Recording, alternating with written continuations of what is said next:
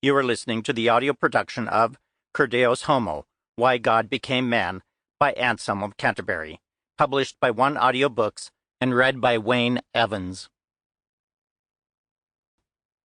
Book 1, Chapter 1, The Question on Which the Whole Matter Depends.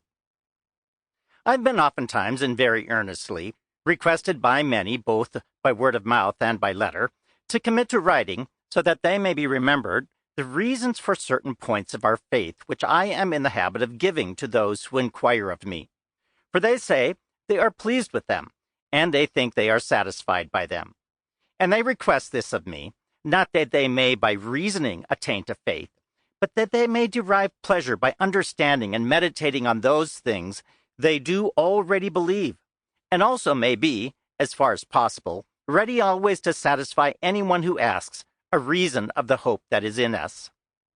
The question which unbelievers, who derive the simplicity of Christianity as foolish, are accustomed to object to us, and which many of the faithful turn over in their minds, is this, namely, what reason or necessity was there for God to have made man, by his death, as we believe and confess, to have restored life to the world, whereas he might have done this either by an other person, an angel or a man, or by a mere act of his own will?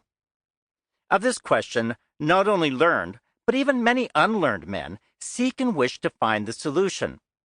Since, therefore, many desire a treatise on it, and although in many the inquiry it may seem very difficult, yet in the solution it is intelligible to all, and besides, the task is pleasing on account of its usefulness and the beauty of the reasoning, notwithstanding, too, that sufficient has been set upon it by the Holy Fathers.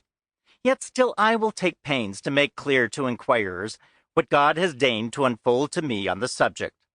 And since that which is sifted by question and answer is made more clear to many, and especially the less acute intellects, and on that account is more acceptable to them, I shall, out of those who discuss this question, take one who very strongly urges me to commence this work as disputing with me, so that Boso may question, and Anselm may answer. Thus, Book 1, Chapter 2. How what is about to be said here is to be received. Boso.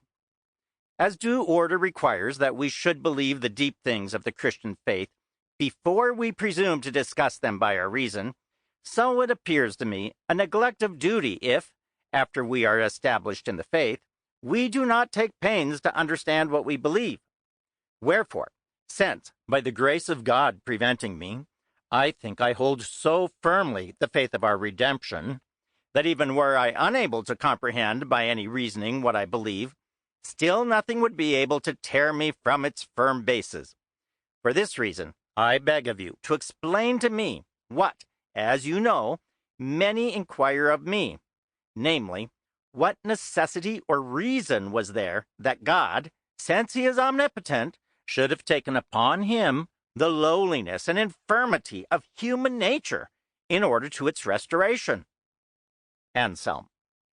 What you ask of me is far beyond me, and on this account I am afraid of treating of things which are too high for me, lest haply someone, when he has fancied or even perceived that I do not satisfy him, should imagine that the truth of the fact was lacking to me, rather than that my understanding was insufficient to grasp it. Boso. You ought not to be afraid of this, but on the contrary to remember that it frequently happens in discoursing on any question that God unfolds what he had before concealed. You ought also to trust in the grace of God, that if you freely impart what you have freely received, you will be counted worthy to receive those higher things which you have not yet attained to. Anselm. There is also another cause for which I see that it will be hardly possible, if at all, to treat fully on this matter which is before us. For to do so, it is necessary to have a knowledge of the nature of power, necessity, will, and certain other things which are so circumstanced that no one of them can be considered fully without the others. And to treat them thus requires a work of itself, not very easy as it seems to me, and yet not altogether useless, for ignorance about them makes some things difficult, Sample complete. Ready to continue?